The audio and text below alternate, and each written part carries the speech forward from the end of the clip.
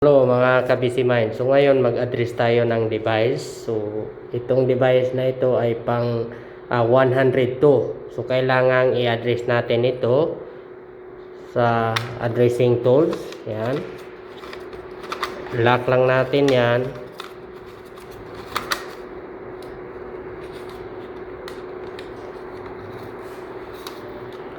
Yan. Yan, nakalock na yan. So, i-address natin. Yan, 102. So, 100 ang naka-display. Scroll up. Yan. So, pindutin ang OK. So, pindutin OK ulit. Sa P2, 102. Confirm natin kung 102 ba yan. So, check natin. So, pindutin natin ang P ulit para lumabas ang P3 para malaman natin na gumagana ang device. Pindutin natin. So P3 102 address yan. Gumagana na yan. So dito, so kailangan nating i-address din itong sounder base. So hindi pwedeng ang device na smoke detector lang i-address natin. So kailangan i-address din natin ang sounder base para gumagana ito. Tandaan natin, ang sounder base hindi pa yan na-address bago na ikabit. So yan ang connector nya. Set natin sa 102. Yan. 102 ang address niyan. Check natin.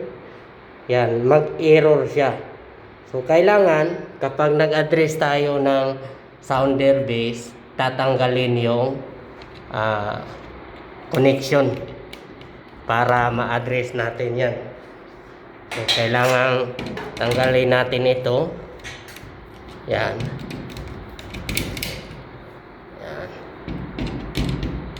Kita natin yung cable na dalawa, black at saka red, yung maliit. Yan. Yung cable na yan, yan ang wire sa sounder base. So yan ang kailangan nating i-address para gumagana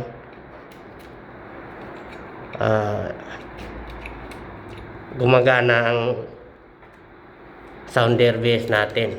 Yan. So kailangan nating ayusin ang connection para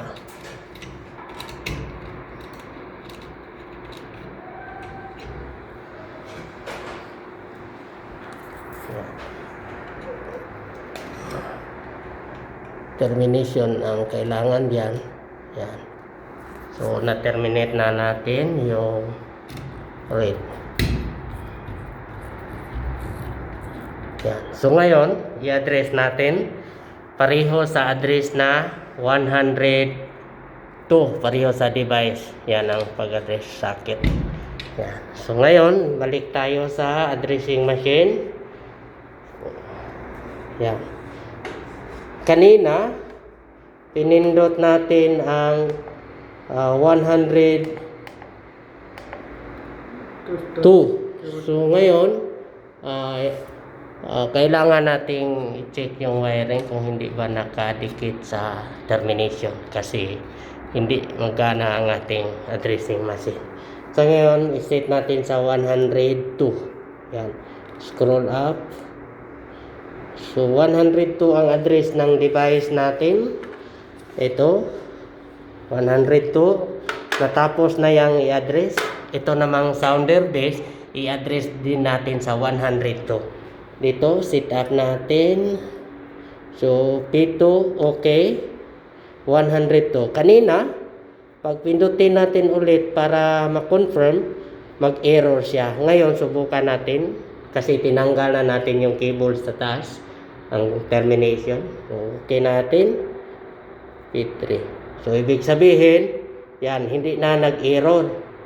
Gumagana na yon. So, P3, 102 ang ating sounder base, 102 din ang ating smoke detector. So hindi pwedeng i-address natin ang sounder base kapag nakakonect yung cable natin na red at saka black. So kailangan tanggalin yan para ma-address yung sounder base. Okay? Kung may idea din kayo sa mga fire alarm system, lalo na sa mga addressable, paki-share naman sa comment section.